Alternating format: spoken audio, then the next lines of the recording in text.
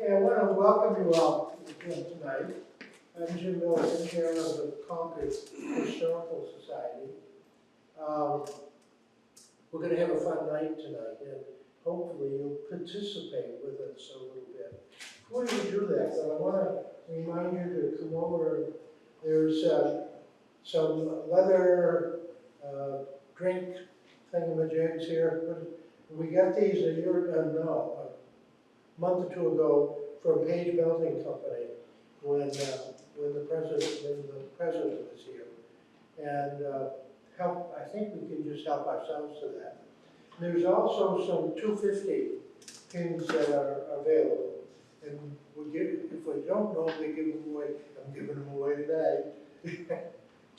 But on the other hand, do some of you remember the 250 celebration? If you do, here's the coin that we put together, and those will cost you a little bit. They're $10 a piece, but they're also numbered. They appear and they're numbered. So if you got a special day, this one happens to be 3/15, or January 1st. That's like March 15th if you have a relative with a birthday like that. In fact, I do. I never thought of it. I may be buying one or two today. So come over and see us, and we'd like to have you pick one of those up. And of course, we have our usual history books here too. I wanted to tell you about next month, but I can't. It's still in the works. So please follow the insider. And the ad is normally usually open the insider, and it's right at the bottom, first page ordinarily. But we've got some special things we're working on. Having said all that, hey, we're going to have some fun tonight. David Gill, officially Director of Parks and Recreation, is that the official? That's my title, yeah. Okay, and you know what? And other things. I didn't ask him for a resume, so I'm going to let him tell us more about how long you've been there. Did you come after John Keach? Yes, and then after Carolyn, I'll do a little. Oh, would you please? Okay. Well, why don't we go ahead and get started? Tonight, you can see it says History of Concord and Pinnacle Parks. This is going to be a great opportunity to ask some interesting questions. Oh, there's something special here tonight. Look over here. I was going to say Sheila. That's Shirley, I'm sorry. She has in her hand an eagle's feather that she found. Wait, did you find it in the cemetery? Near the fire department on the way down. An eagle's feather. Think about that. People, we don't say much about that, but we, in fact, I know we have at least 2 eagles. There may be more. And I know generally they're along the Merrimack River. And lo and behold, there's the evidence. So they're fun to watch, but remember they're protected. And if you see one or see somebody doing something inappropriate, let them know you know that it's inappropriate, but get some help because they shouldn't be fooling around with eagles. I'm setting up. David? The Walker Lecture Series. What? Many thanks to the Walker Lecture Series for our Oh sponsor. my goodness, yes. I'm sorry, David. Almost. The Walker Lecture Series, once again, is and still continues to support us. And I can't say enough about how much we appreciate that. And I think it's in every Wednesday's newspaper, then what's coming up. And they're normally every Wednesday night of the month, actually. So be looking for those. They're excellent. David. Thank you.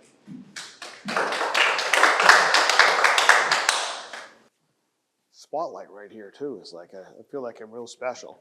I'm David Gill. I'm the Parks and Recreation Director. I made the mistake of telling Jim I was working on putting all the history to parks together during COVID. So every time I see him, he's like, David, where are you? Where are you? I'm like, I'm not done. And then so 2 months ago, I said, well, let's just start. It's going to be a work in progress. I've been with the city since 1994. That's when the Parks and Recreation was just the Recreation Department. Parks was under General Services.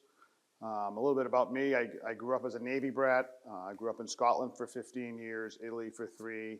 Went to school in Maine, and then this is the longest place I've ever lived.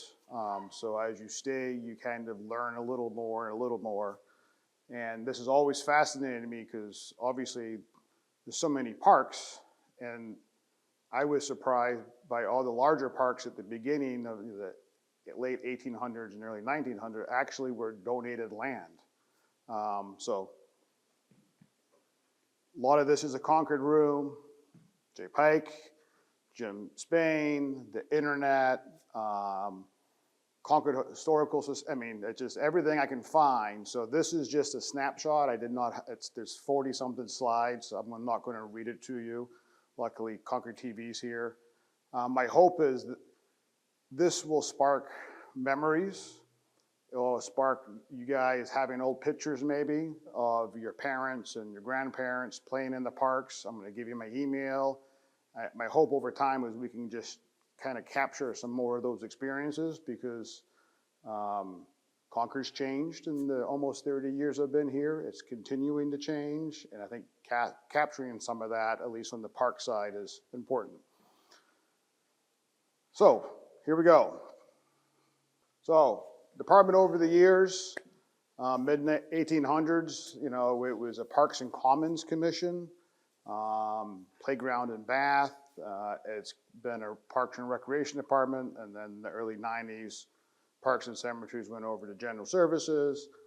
That's when John Keach was here. That's when he retired. And then in 2011, Parks and Cemeteries came back over to the Recreation Department, and here we are now with Parks and Rec. So I think it's interesting that in one form or another, since the mid-1800s, there's been Parks and Recreation. You didn't always call it that, but the quality of life was recognized even back then. So I think it's pretty cool. Just real quick, this is who we are now. Basically made up of 4 divisions: Parks, Cemeteries, Recreation, Administration. We do everything from burials to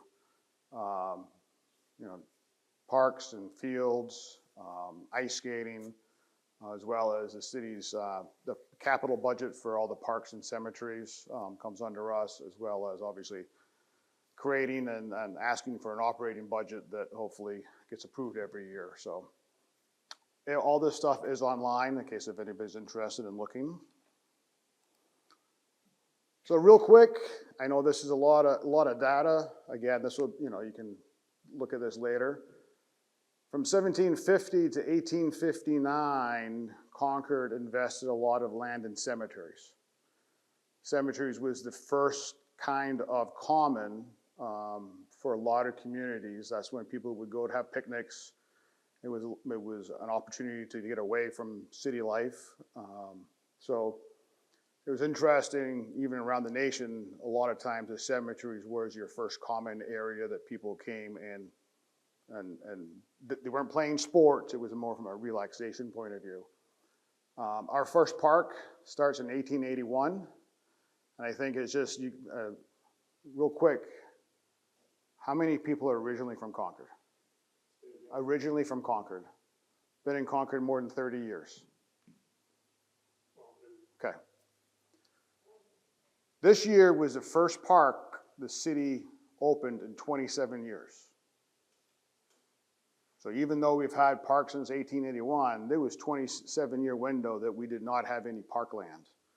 And the city's changed over that 30 years. And as we go forward, I think everybody just needs to be mindful is, where those green spaces going to be for the future generations, where those parks going to be. We haven't purchased new cemetery land in a long time. We're required by law to have cemeteries. So as we look through, and I go through every park and some of the history, we still have to look ahead too, and we have to plan for, as we continue to grow, how do we talk to landowners who might want to donate land for future parks.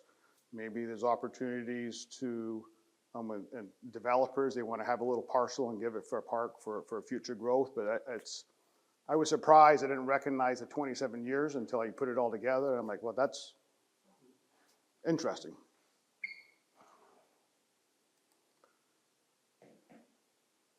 This is before I get into history, this is my last little spiel. The benefits of parks, open spaces, it's better for the community, it's healthy living, healthy environment, all ages, it reduces barriers for people to get out and relax and enjoy themselves. Depending on what study you look at, 95 to 99% of the surveys around the nation, parks and open spaces is a top 3 thing that people look for when they come into communities. So that's my end of my little spiel for the benefits of parks. So 1854 was the first time that I could find record of the city talking about parks and having the ability of commons and having some sort of recreational conversation. Unfortunately, they did identify some land, but in 1854, that was not the year of the parks. But that's the first time when we're back in the records, they started officially talking about it. And actually, Concord's first park was Pennacook Lake Park. I always thought it was White Park, but it was not. 1881 to 1954, Pennacook Lake Park was on the shores of Pennacook Lake. Obviously, it's no longer there. Pennacook Lake is now the official drinking source for us, so it is protected. But there was a nice gazebo. There was a pavilion. There's even a swimming area. They even had a boat going up and down the lake. So I love the lake. I'm not quite sure we could get a boat on that now. Maybe if we went with general services and we said testing the water. Yes? Would you like questions as you go or wait till the end? Questions and comments throughout. Well, my question is, when this park was in operation, was Pennacook Lake also the drinking source? Yes. Yep. And we'll get to White Park in a minute, but White Park Pond used to be the drinking source for Concord too, which I can't picture that today but it used to be. So you can kind of see where this is the dam and this is the water tower. It's still there today. Is that the park that's at the end to the river? Nope, this is up by Garrison Park, Hutchinson, Pennacook Lake.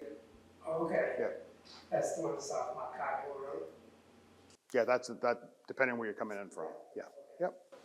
One of the foundations are located at the Long Pond Road and of the lake, you come. Wasn't that the St. Paul's rowing? Wasn't it that was down that end? Yep. I'm told that the water department, in fact, does operate boats on the lake periodically. Yes, they do. They have a little one for water quality testing. I've tried to get on it a couple times, so they won't, some of the fish are huge in that pond too. So. Was the city boundaries basically the same back then as it is now? That's a great question. 64 square miles. Yeah, I don't think it's grown much, but I don't know. It was declared by King George. We'll learn about that next year. Okay, so there you go. So no, it's the same. 8 townships, 8 by 8 squares. I did not research King George, so I apologize for that. So again, you could do boat rides up and down. In 1951, they closed it because of the water quality. And that's also when St. Paul's School stopped having their crew team on the lake also. White Park, 1884, probably I always call it our central park. I think everybody knows the history of it. I was surprised to find in the books that it was written down. She, made the donation in memory of her husband to be called White Park. And that's the only time I'm going to go down that path, because everybody calls it White's Park. But in the language of the document, it does say White Park. So these are some postcards from the earliest days that we found. A couple other pictures are here. That's from 1897, lower left. That's the year the bridge was first built. It has been rebuilt several times since then. The Durgan Silver Factory, which is now the UNH Law School, top two pictures. White Park used to have two ponds, upper pond and lower pond. The upper pond kind of got filled in, and that's where the pool is, about splash pad, but that's where the pool was, and then the lower pond. Any questions?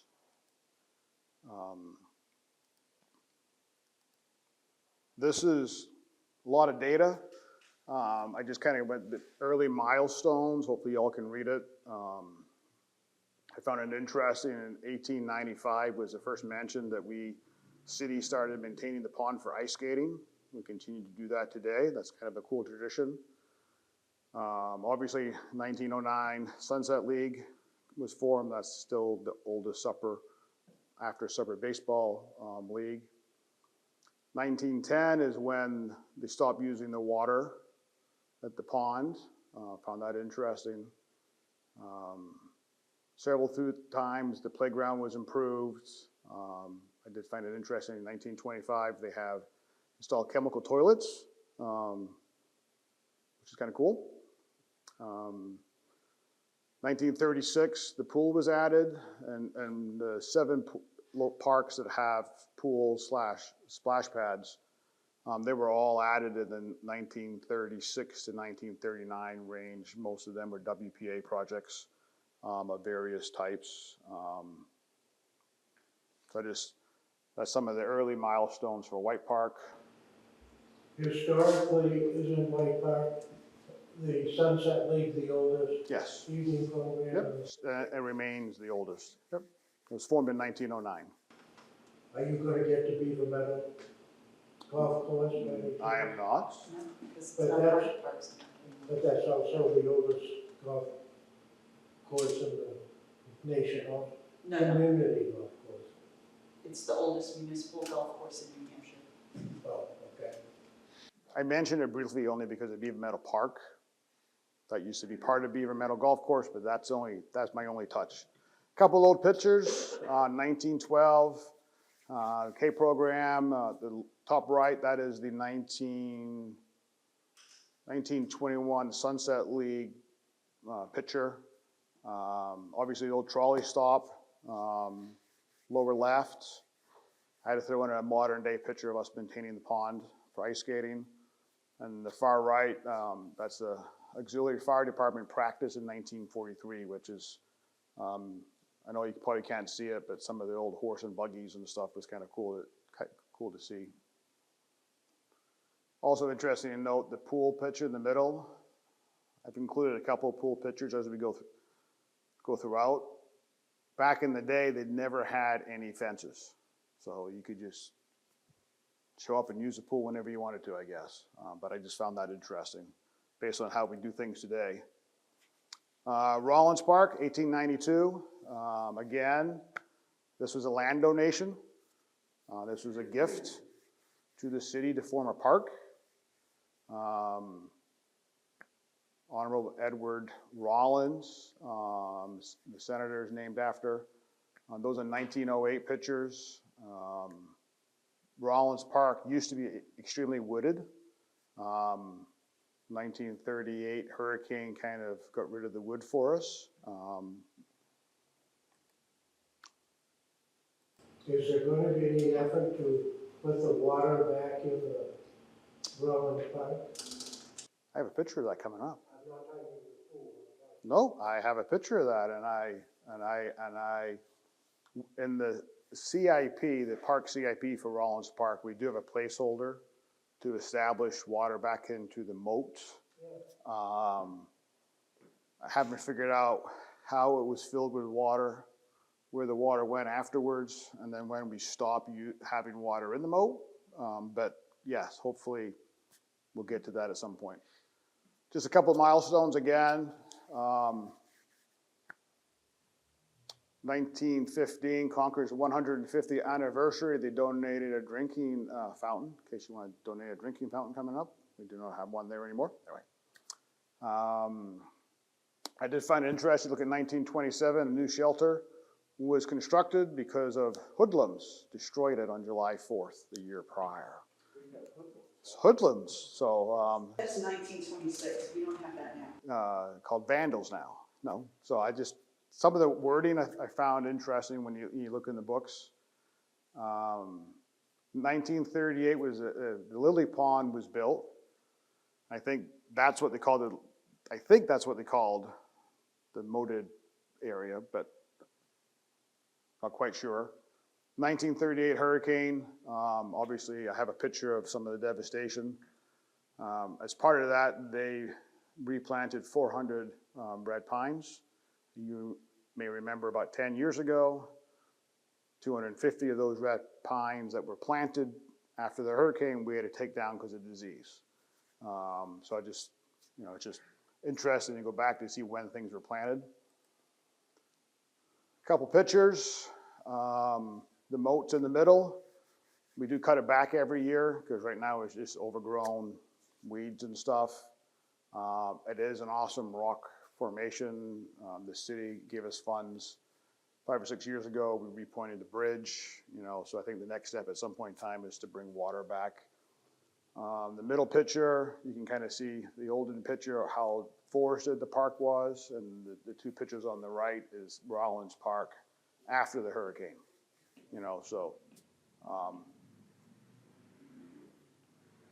Basically gave us a new park, and then obviously we have a gazebo. A couple of years ago, we had funds to redo the basketball and tennis courts with new lights and new surface. So,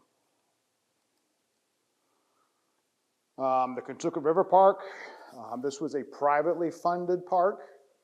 It had amusement rides. It also had boat rides. It was the Concord Street Railroad funded it up in Pennacook. Very successful from what I can read for many years. However, in 1925, it closed and the property came over to the city. And right now, the only thing there is hiking trails. You can kind of do a guided tour. You can kind of see some of the foundations and spots. But it's obviously nothing compared to what it used to be. Oh, that's the island. Yep. Yeah. Oh, Yeah. Is that at the end of Electric Street? That is on the end of Electric Ave. Yep. And is there still today at the Kentucky River Park Association? I don't believe there's an association. I know the trails. They actually produced a book. Yeah, I'll find out. I'm not sure. Yeah, I know the Trails Committee manages the trails, and we go up there and do a little bit of maintenance, but it's mostly a rustic park now. There's some pretty cool views along the river.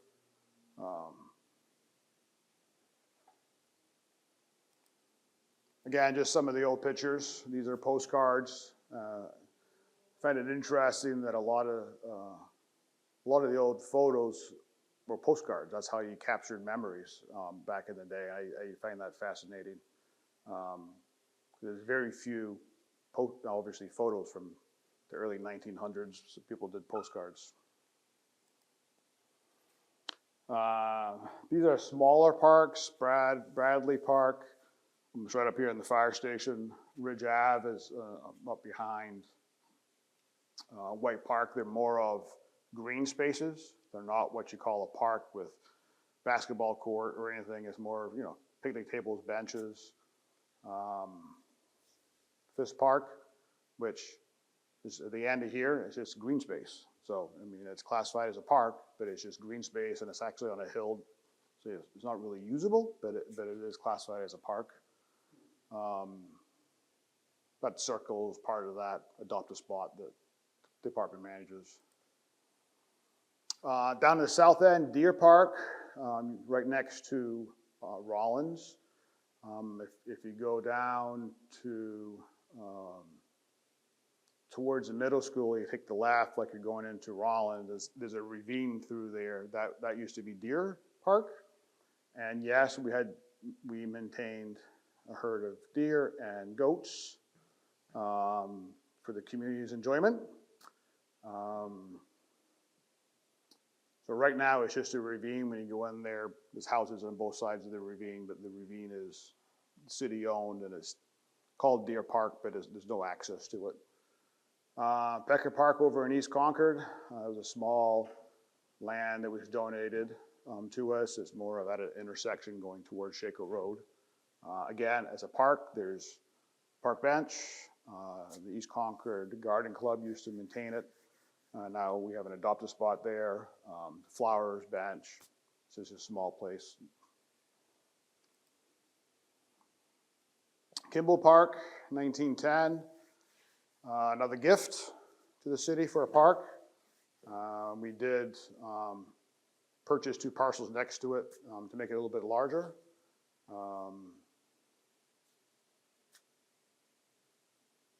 Again, one of the WPA projects for the pool. It's right next to the Boys and Girls Club. Actually, if you look at the new Boys and Girls Club, part of their building is on the park. We have an agreement with them to give them permission to build it, and they helped us build the parking lot as part of their new club. This one, I have no idea where this park is. I'm hopefully anybody here, Drayden, or it used to be called City Hall Park, but And there used to be a city councilor whose family, that park was right behind the county home, the county, not home, building. Right? Merrimack County building? Merrimack County building. And it was a Doyen Park, and it was named That's Doyon. James Clark. Oh, this is She Drayon. called us Drayon. maybe I spelled it wrong too. Is that where the courthouse? No, this is Dayon. This is supposed to be D-O, that's supposed to be D-O-Y-N. So that one's That's there. spelled wrong. That's it. Yeah, I spelled that, must be, I don't know, it's the, That's what I thought. Yeah. So it's behind the county courthouse. No, it is the county courthouse. Oh.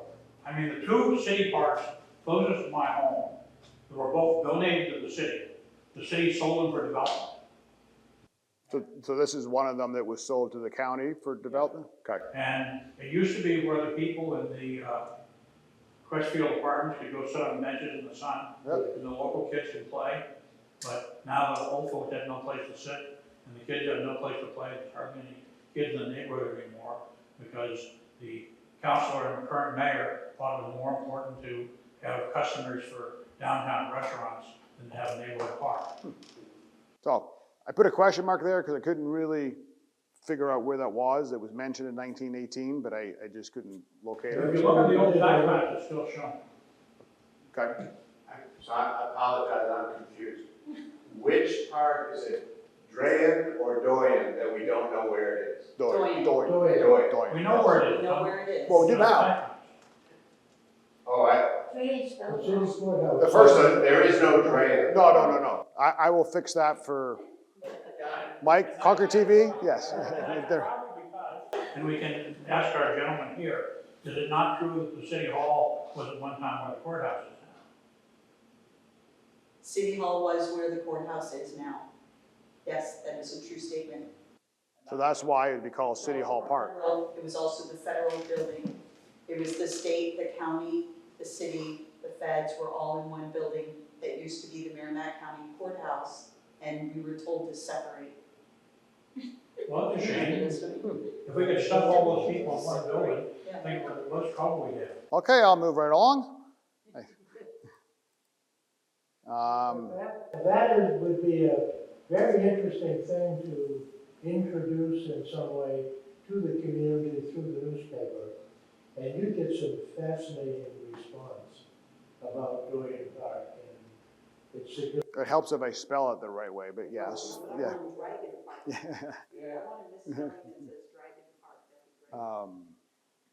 But again, a lot of these little park spaces, there's stories that you have, other people have, they lived it, they were there, and a lot of that's just lost. So Keach Park, the Plains, first mentioned 1928. 1933, the land became a park. Again, a couple of investments early on. 2004 is interesting to note. Keach Park was fully renovated. It was the first park that had in-ground irrigation, playing fields. The entrance along Loudon Road was improved. There was a formal gate. It was so lighted tennis courts, lighted basketball courts. So I think that was catalyst, because in 2008, the city did the same thing to White Park. They did in-ground irrigation. I don't know if you remember at White Park, you used to be able to drive down into it, and it was always a mud bowl. You know, they brought it up 8 or 10 feet. So, you know, the 2004, 2008 saw 2 large parks kind of almost fully renovated. What was it called at that time? Because it wasn't Keach Park. Nope, it was Heights. Heights Park. It was called Heights Heights, Park? yep. We still call the pool Heights Pool. That didn't get changed when they changed the name in the 2000s for John Keach. When are you gonna put up the new lights? They have been in order. They will probably be installed sometime early November and be usable probably late spring of next year. FAA finally got back to us saying that they did not have any issues with the lights. They were the last approval process, so.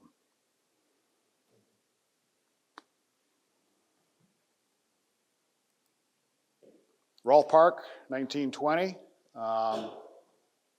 Hate to say it, another large park that was donated to the city for a park. Folks back there seem to be a little more generous regarding visionary and having land set aside for parks and recreation. Again, pool was 1937 WPA project. 1939, there's still a plaque. The pool was dedicated to a private who was the first son of Pennacook to lose his life in World War I. So it has nothing to do with Red Rock, the Yankee baseball player? Nope. Say that one more time. The park has nothing to do with red? Red, the Rolfe family, Yeah. but it was not Red ball. Rolfe. Yep. Yep. A couple of pictures of the 1921 funeral and a picture of him and the burial. Calvary Cemetery, he was buried there. Plaque is still there in the lower left. And then that's a 1963 picture of the pool. Back then, the pools were heavily used. If you go back, and I'm doing a little project for the city council right now, is, you know, back in the 30s, 40s, 50s, and 60s, there was very few private pools in Concord. Everybody used a public pool. And now there's over 200 private pools in Concord. We still have the same number of pools. It's just having that conversation, you know, we all value the pools. How do we continue maintaining going forward? But all the pictures from 40s, 50s, and 60s, it's hundreds of people using the pools. I don't think I've ever seen a pool like that, standing room only. Is that also because of lack of air conditioning in homes? It was probably a lot of everything. I mean, I think if you, even 27 years ago when I came, there was a lot more kids in Concord. I think there was like 1,500 kids more then than there are now. So I think more people were just outside. We didn't have the internet. We didn't have private pools. We didn't have, you know, AAU basketball. We didn't have travel soccer. So I think when people were recreation in the summertime, people stayed local. But that'd be an interesting separate study to figure out how did people spend their time back in the 50s and 60s from a recreation point of view. Well, I'm gonna make 2 other suggestions. One is, back in the 60s, nobody would swim in the Merrimack, certainly. Yeah. And now, a lot of people do swim in the river. Mhm. Some of them drown doing it, but there's still a lot of people swimming. And the other thing is, I think more people and families have multiple cars, so you can take the kids out to Bear Brook or someplace like that Mhm. and swim in a big area instead of just tiny pools. I mean, certainly the pools we have in the city are, kind of small for anybody that's reached the end of middle school. Well, I think even when you look at the pools today, our pool attendance on the weekends are lower than they are Monday through Friday. Because a lot of people do go to the lakes, go to the mountains, go camping. Not everybody can afford to do that, but the attendance numbers are less. So it's an interesting, how did they use their time back then? 1924, Eastman Monument was built. It was dedicated in 1925. We're in the process of renovating it now. We're going to have a rededication event, hopefully sometime early October. That little parcel on Eastman Street, there's a lot of history compact there. I was surprised when the Miller family came and said, hey, how do we get the clock working? We haven't seen the clock working since I grew up. And I'm like, I don't know. But there's a lot of history in that little corner of the world. So again, I don't have to read it to you. We'd be here all night if I was reading, but it's there. The Eastman Clock Tower, we got a grant from the Arts Council. Lights working now. We cleaned it, we power washed it. We're in the process. We did a little flower garden and some paths, and we're getting ready to plant some trees and hopefully next week or the week after, and then we'll have a rededication event. So this was a good example of the neighborhood coming to us and saying, city, what are you doing to our local park? Our little, it's a forgotten piece of the world. They advocated for us to do something, and they helped write some letters of support for the grant. And then we had an Eagle Scout also come in and help with some of the gardening and adding the flowers and stuff. So that was a pretty cool project. Dave, can you tell me the intersection of the streets again? It's Eastman Street and Portsmouth Street. So if you're in East Concord, you're going, if you go Eastman, Merrill Park is on the left, keep going all the way down. It's the very end, before the sharp turn onto Portsmouth Street. Yep. You go to the sharp corner and that thing will be right inside. And of course, that road used to go straight through, and it had a bridge, Yep. which it no longer does. Correct.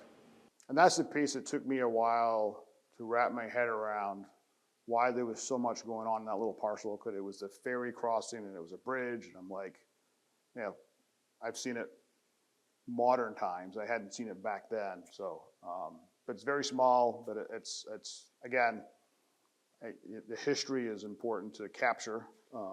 Memorial Field, 1926.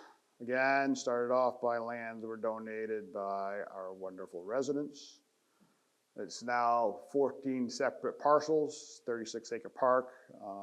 Most of those other parcels we did buy, but it did start off with 2 tracts of land being donated. Find it interesting, 1940 was the first night football game with portable lights, 1940. They're still using portable lights now because they don't all work. In 1947, they put in permanent athletic field lights. So that's ahead of its time, is to have lights back in the 40s for our football. So we do have a plaque still there. The land was donated with a requirement. We have a plaque there for the boys who lost their lives in World War I.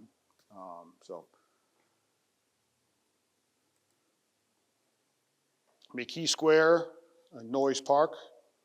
I found it interesting. It was donated to a park, added to a little bit over time. 1961, it was in honor of Mayor Charles McGee Square. I also found it interesting when I found the 1941 plan for a roundabout at McKee Square. I find it interesting because the city now is studying putting a roundabout at McKee Square. I don't know if it could look anything like that, but it was, to me, it was one of those full circle moments. Obviously, they had traffic issues and transportation issues back in the early 40s. And here we are having the same transportation issues now, so. Yes, sir. You remember the highway hotel? Only by pictures. It was not here when I came to Concord, unfortunately. Okay, because that was a famous traffic circle, the northern end of the turnpike, and there was also one at Manchester Street when it ended back there. But, you know, traffic circles were bad. You got rid of those stupid things and put in lights. And now they're temporarily good again. They're gonna go away in another 10 years. I do have a picture of part of the traffic circle at the end of Loudon Road Bridge from 1965 coming up as part of the, yeah, yep. West Street Play Lot, used to be the old school. The city bought it from the school district. Nice little park. I did not have a map at the end, but I have one I can add at some point. A lot of the parks were on the east side of the river. That's where the city was built. That's where the old part of the city was. So you look at West Street, it's probably a half an acre park. You know, we have 3 or 4 of those downtown in the downtown area. We don't have too many of those. We don't have any of those on the east side of the city, because I think it was maybe more planned. Not a planner, but I find it interesting. There's a lot more local, smaller parks in the downtown, in the main corridor.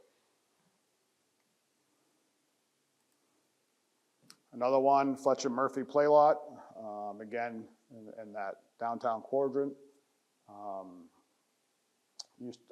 I never heard of the Chandler School until I started doing the research. And then it was 1937. This is the only one I put March, October, November, because it seemed like a lot happened quickly. A lot of time, other parks, it was multiple years before action happened. In 1937, it was getting the property, make a park, name the park, dedicate the park. I thought it was pretty quick. It was named for 2 World War I nurses. Correct. Yep. And I have that. I did not have pictures of them, but if you search Fletcher Murphy Park online, it comes up with all of their service records and pictures of who they were. Garrison Park, I'm still doing research. Maybe people know Garrison Park is up towards where Pennacook Lake Park was, but the Pennacook Lake Park land was on the other side of the dam water area. Garrison Park is on the downward side. So I found, first reference I could find was 1938. The bridge was built over the brook. But I think it goes beyond that. I mean, obviously the Garrison School was there, but when it actually became a park, I'm still trying to find that out. Corville Square, 1937. This is again at the entrance of Deer Park in the south end. So if you're, going past the middle school and you're going to take a left, go to Rollins, there's a little triangular piece of land that's dedicated to this individual. U.S. Marine Corps was killed in action in 1918. Somebody decorates that pretty regularly. Yes, it is one of our adopted spots. I don't remember who has it, but somebody maintains it. We cut the grass, but they take care of everything else. So.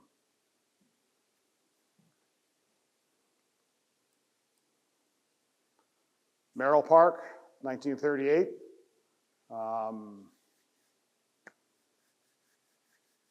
The church was donated the land. It was added to over the years, but that's when it started. Again, swimming pool. 1960, the park was named Merrill Park after Harold Merrill, resident of East Concord. You guys may remember the Mother's Day flood of 2006. We used to maintain that pond at Merrill Park for ice skating. The far end had a small earthen dam that was washed out. has not been repaired because it would have to go to the Dam Bureau to get an official designation. That's a lot of, so it holds water a little bit, but not like it used to. So it's a cool little park, has some hiking trails. It's a lot of, if you look at Merrill Park, there's more trees than there is active parks. You know, when you walk in, you see the playing fields, you see the tennis court and basketball, but all the hillside and the back's all part of the park. There's some pretty cool hiking trails through there.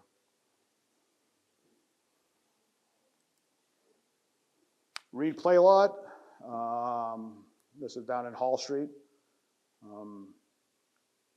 Named Robert Reed Playground, Corporate Reed. It's probably 10 years ago. I met, I think it was his cousin, one of his relatives came up, and I have a whole stack of information he found and service records.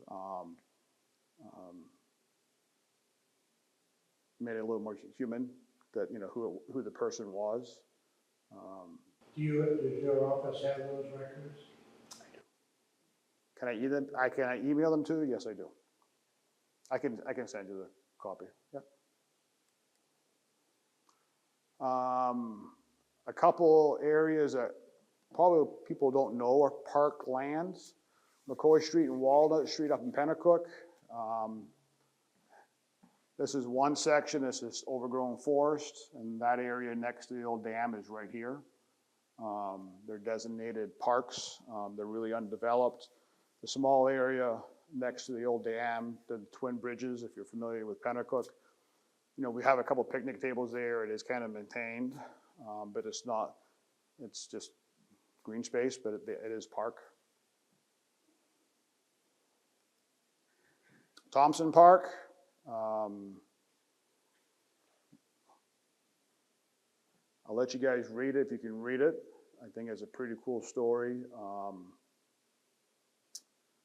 1960, 99.6% of New Hampshire was whites.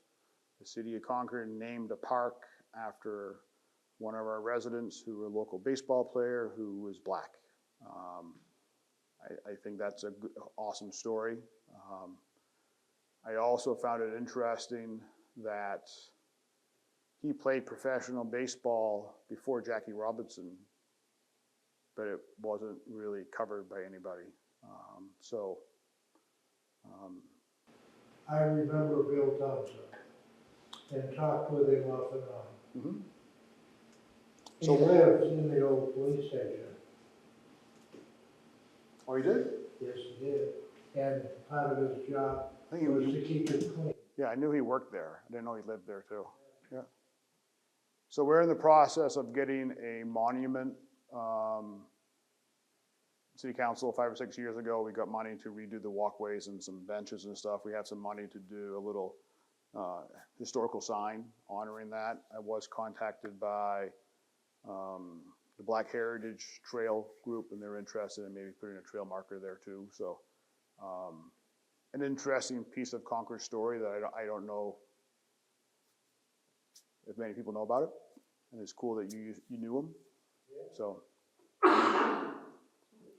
His favorite expression was, "Hey, Chucky," and that came from a baseball expression, and that's how he would refer to the kids that were playing baseball. and he played in the Sunset League back in 1909, and it's And he led many of the city parades correct. in his white spat. Yeah, I found a picture. It wasn't a very good picture of him in a parade, leading the parade in White Park, but I couldn't really get a good copy of it to put in. But I think it's just, again, it's an interesting story I wasn't fully aware of as we name all these parks and the stories behind the people. I think it's just interesting touch points. And I think I'll look to you guys as the Heritage Committee. There's no markers in many of these parks. There's no historical markers when it was established, how it was established. I think in the next couple of years, I'll work with the Recreation and Park Advisory Board and, you know, city manager and city council and say, hey, how do we come up with a plan to put some of this information that's into the parks for future generations can read it, so there's no marker here for his legacy either. Healy Park, 1964, state of New Hampshire. We paid $1 for it. It's about 40 acres. It's in the news lately because we're in the process of cleaning it up. There was a very large homeless encampment. Back in the day, there were hiking trails. And the young lady over here, Jennifer, in case you know her, she was Concord 2020, was helping with put those trails in back in the day. Before that, we had the waste site. There's a section that is a coal site that's still cordoned off, and the state still tests it every month. It's a formal coal deposit. From the gas hole. Yep. So they still monitor that to this day. Oh, is that the one that's Marshline half behind? Yeah, yep. If it was 4 feet higher, because across the way Terrell Park is about 4 foot, and that never floods. Healy always floods. If it was 4 feet, it would be an awesome 40-acre park, accessible from downtown. I mean, I know we had the whole conversation about a bridge park. I mean, that would have just 4 feet higher. It would be, it would be a pretty cool spot along the river. But Long Beach to go somewhere. Water finds a way. That's it. always does. Well, and who knows in the future if that's something that, somebody wanted to do. The federal government's going to be coming up doing the I-93 widening project, and they need a site to work on, and they need to raise the anyway. Everett Arena, Kiwanis Riverfront Park, 1965. It was the arena site is kind of two parcels. Basically, if you look at it, it's the arena, and then on the right used to be the fire training grounds and the snow dump for the city. The city took over the arena in 1965. Early 2000s, Concord Crew leased space out of the right side of the park. They've been a great tenant. The fire training grounds finally got moved. They have their own training grounds now. So I think we're in the process of doing a master plan for the park. And hopefully going forward at some point in time, we'll continue to get some funding to make some improvements. Lower right-hand corner, that's 1965. There's your roundabout. You can't really see it very well, but they're building the new Loudon Road Bridge. They're building a new Loudon Road Bridge. So if you look closely, you can see the old bridge that was the metal frame, and they're building the new one next to it. And I find it interesting now the city is, in the next year or two, going to be doing the same thing, is rehabbing the bridge that was built back in 1965. So, Wow, a lot of open space there. yes, yep. And if you think about it, the traffic circle now is all highway and Shaw's, what used to be Shaw's. Yep. Or Liddy. The highway hotel. Yep. Lloyd's. So this is the new approved master plan for the park. We just kind of redefine the parking a little better, add some more green space. We have a concert pavilion so we can do some events down there. There's a nonprofit skateboard association. We did apply, the city applied for a $500,000 federal grant to help with the skate park. We received the grant. Part of the grant requirement is we have to match the $500,000 with $500,000. So they're in the process of trying to fundraise for some of that match. I anticipate them coming and having a larger conversation with the city as, if they're short, will the city help? And we did the same thing with the Monkey Around Playground, the new playground going at White Park. Same federal grant. The Friends of White's Park did what they could do, and the city came in and helped. So they're several years away from making that ask. But unless somebody has $500,000 you want to donate to the new skateboard park, I think they call. I'll even give you a personalized plaque. How's that? And then the skateboard, yes. Beaver Meadow Park. This is another one I didn't couldn't find a lot of history on it, so I'm still looking. Part of the park used to be part of VML Golf Course. We got the property in 1973. The school district uses it a lot for their phys ed. It's kind of a uniquely shaped. I always pictured Beaver Meadow Park as the park that you see when you're on the road, but the park actually, the city-owned land wraps around the school, which I found interesting. So I'll have to get more information on this. We're almost at the end. It's not midnight, is it? Terrell Park, 1980. We added to it, I think, later in the 80s. We did get a federal grant back in 2019. The picture on the right is former Mayor Boulay, Senator Shaheen, and then it was the Interior Secretary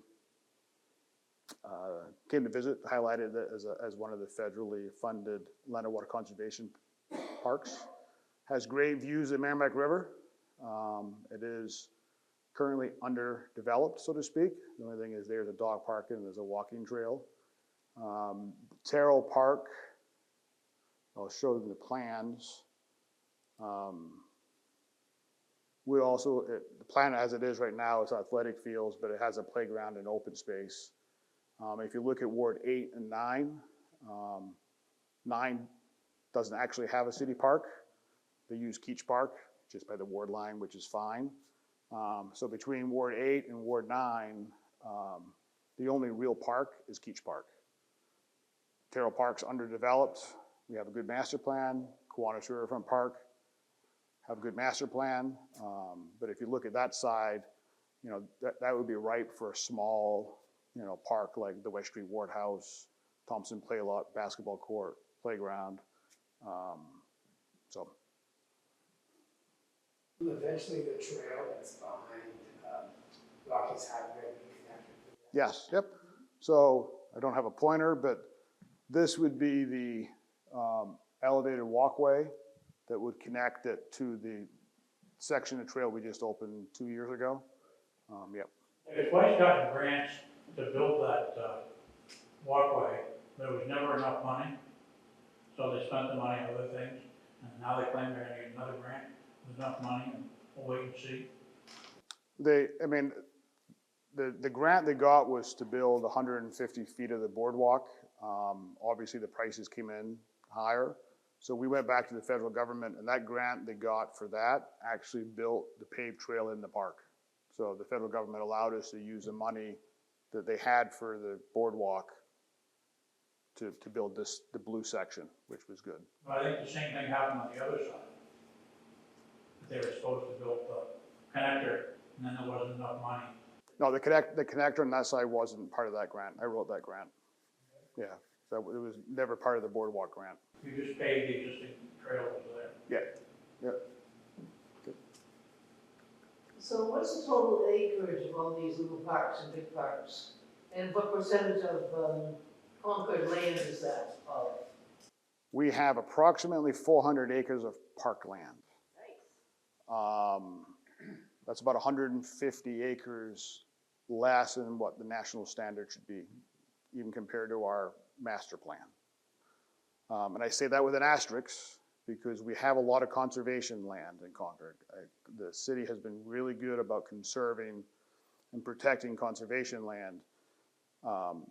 Conservation lands, most of them cannot be parks, so they don't have a lot of parking areas, they don't have a playground, but it is protected green space, which is very, very important. So when I say, you know, we're short 150 acres to the national standards, that's public parks. But we have a lot of land that's protected in Concord. Does that include all the trails that we have? And most of the trails are on conservation land. You know, we have some trails at Merrill Park that's in the park, but the Trails Committee maintains. And some of them are on privately owned land that's open to the public. Correct, yeah. Good. Yes. When is this gonna be done, Dave? If you would like to give me $4.5 million, I can have it built and ready for you by next summer. All right. This part, Next Powerball. Yep, this park is fully designed and permitted. So the good thing about that is it's shovel ready. The past couple of years, we have put in federal grant applications because they were looking at shovel-ready projects, especially around COVID. We were never selected, but this is, if all of a sudden shovel-ready, if some money fell out the sky, construction documents, all the permits were ready to go. So in case you win Powerball, think of us. We might be able to rename the park for you. Yes. Build a bridge. Well, you're talking about nobody likes parkland anymore. And I think maybe one of the reasons is the government has not been good about keeping parkland as parks. Like the two parks nearest my home have vanished. I know one of them is not in your presentation. I don't know how many other DF session parks there are in Concord that someone gave land for a park and no longer exists. And the state's the same way. They got a donation of land on Mount Kearsarge that said no structures. And they built a comm tower, so they leased it to cell phone companies. They had land in Sunapee that was supposed to be an old growth.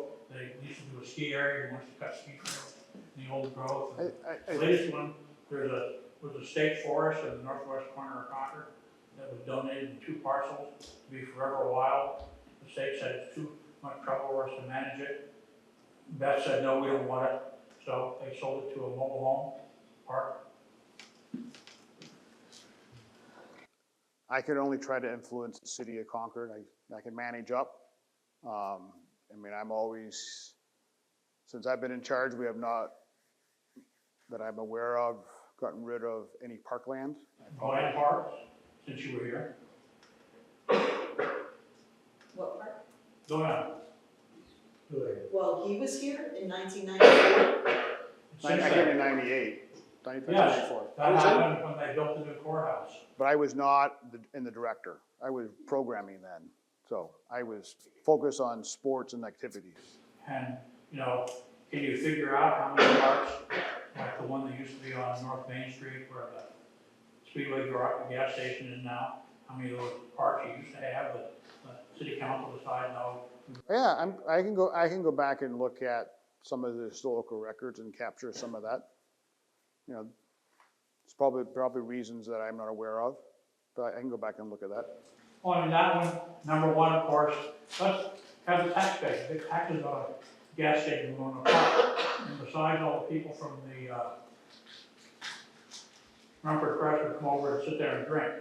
And so, you know, we can cut off the drinking on a park, but not a parking. Wasn't aware of that. Okay, Pennacook Riverfront Park, I'm almost at the end in case there's more questions and stuff. Pennacook Riverfront Park, 1982. We received another Land and Water Conservation Grant.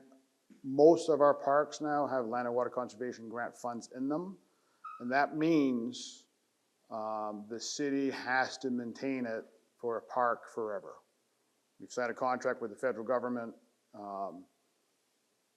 Long story short, we break it, we lose some federal funding. So you can't pay it back. You cannot pay, Land and Water Conservation, you're not allowed to pay it back. You can replace it with in-kind value recreation land as long as it's not already a recreation land. But you cannot pay the federal government back with land and water conservation projects. So that's good because it protects the parks we have, it protects them. So, which is good. 1984, small little riverfront park. The parking lot there serves as a municipal parking lot for downtown Pennacook. A lot of people forget that there's a little parking lot back there, but it is part of the municipal parking opportunity. Ross Mountain Park, I'm still doing the research of this. We received this park in part from the Concord School District when we did a land swap for some of the land up in Broken Ground, where they were going to build a new middle school. And I found some records that we had some of the land in Martin Park prior, so I haven't finished doing that yet, but it's good-sized park. We're having a meeting next week. There's a group that wants to do a little bike park in there for us, so more to follow on Martin Park. And then the newest park that we just opened this year was Canal Street Park. Again, first park we opened since for 37 years.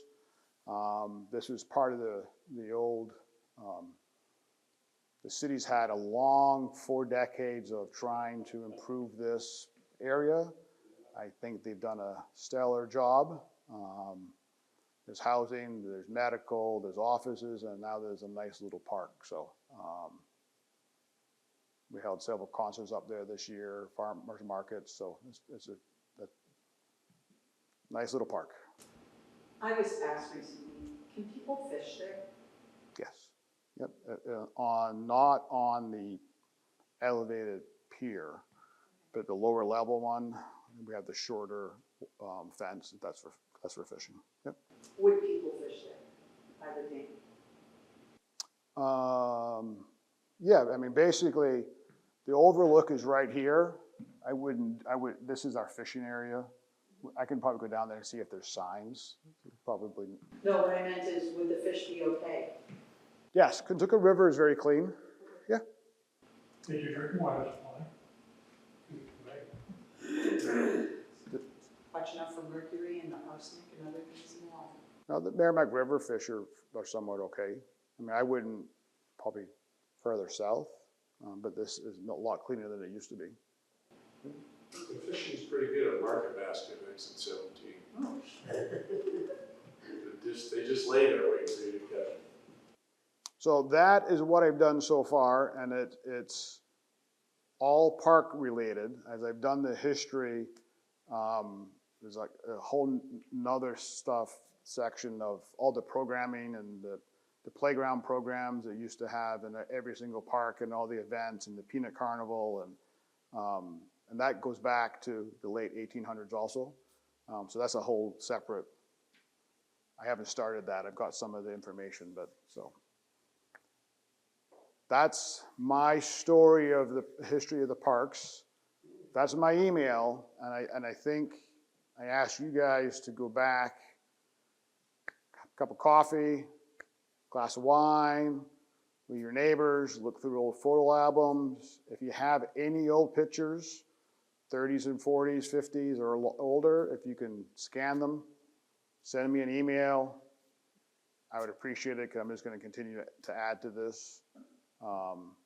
This will eventually be on our website, each park on our website. There's a little description, but I have to put more information on it to try to capture that information. So I appreciate you for being here tonight. If you have any questions, let me know. Until you started tonight, I didn't realize that the cemeteries were actually part of this department. We had the director of cemeteries, I can't remember. Jill. Jill. Yep. It was very interesting. Hierarchically, does she report to you? Yes. Yep. Well, yes. She reports to Laura, the assistant director. The assistant director reports to me. But Jill's one of our. She's awesome, and she's retiring this year. No. So we'll have a little celebration. She's been a huge asset for the city and the department. Goes above and beyond every day. So yes, cemeteries are under us. Make sure we know about that. We will. We will let the world know about it. So she's going to be huge loss. Yes. Okay. When I went on the tour of the water plant, I asked the superintendent there, how come Concord people couldn't even fish in the reservoir, where the water supply from Manchester, as we all know, they run motorboats on and everything. And if you were getting drinking water out of the Concord River, which has a paper mill upstream, and soon to have water from the Merrimack River, which has all the sewage from Lake Winnipesaukee.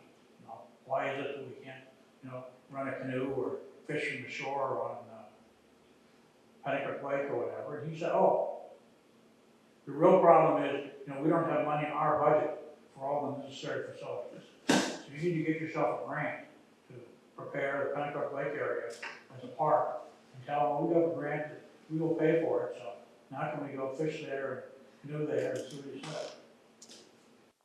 I'll take that under advisement. That's already. Yes. 2 questions. Several years ago, I went to a presentation you did at White Park discussing the lily pads in the lower pond. proposals that you were considering. Could you give me a quick update? We're almost there. The Lotus plant arrived at White Park. Lotus plant is a plant from Southeast Asia, should not be growing in New Hampshire. Currently is the only place growing in New Hampshire.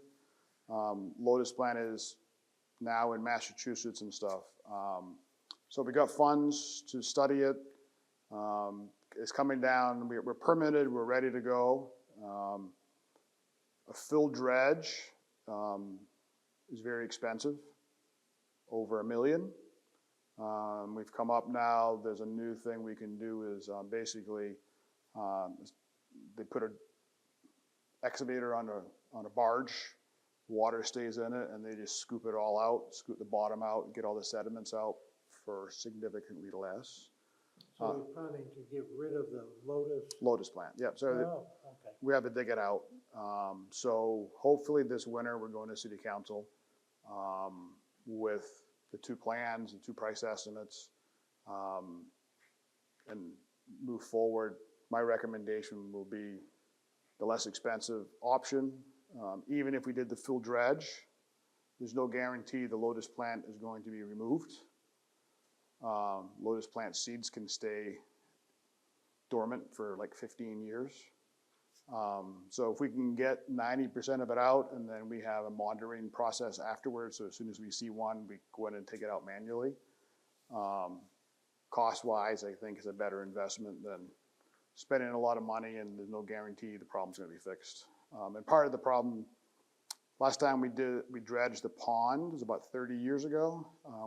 Excluding the Lotus plant, we have about 1.5 to 2 foot of muck on the bottom. It's just all decaying material. So the pond is not operating like it should because there's a lot of decaying material which is affecting the water quality and everything else. So great question. Thank you for remembering that. Thank you for that. And the second question is, without going into all the politics involved, Memorial Field. Several weeks, not a month ago, there was a diagram in the monitor of sort of the proposal. And my curiosity is that they had moved, or the proposal had moved the football field, and they had completely done a 180 with the baseball field in terms of how it was situated, etc. Is that because of the drainage problems, or is that because whomever has come up with this proposal said, oh, this would be a good idea? It's a combination of both. If you look at the baseball field right now, orientation-wise, it's not oriented right. It should be oriented where the new way is if you're going to build something new. Part of that is the current bleachers on the baseball field need to be replaced. If you go down there, they're heaving. The frost, it moves a foot every year. So knowing we had to tear it all down anyway is to do it the right way and orient it to the correct way going forward, rather than keeping it where it was. And then the subcommittee, there's 2 city councilors and 2 school board members. Part of the rearranging was more of, I think it was noise for the residents. It was flow of the park. It was, the goal is to bring back a stadium so we could host larger tournaments again like we used to, and is having that flow inside the 36-acre park. So over the next couple months, we will be bringing that back to city council and the school board. Right now, the phase that we're in right now is jointly paid for by the city and the school, 50-50. So if they want to move forward with something, the next phase is a little bit more money. Final design and permitting is it's a lot of money. Never mind the construction. So Going back to White Park, pretty good, the fire department pump the pond dry and just scrape the whole bottom out with a bulldozer, and then we cheaper yet. that's a full dredge. That requires a lot of permitting, and all that material has to be trucked. Right now, if we do that, it's either going to have to be trucked to Berlin or somewhere in Rochester. So it has to be on site to dry for about a month, and decaying material is not going to smell pretty. and then it has to be trucked off site. That's the most expensive option is to, we can pull the plug right now and drain the water tomorrow.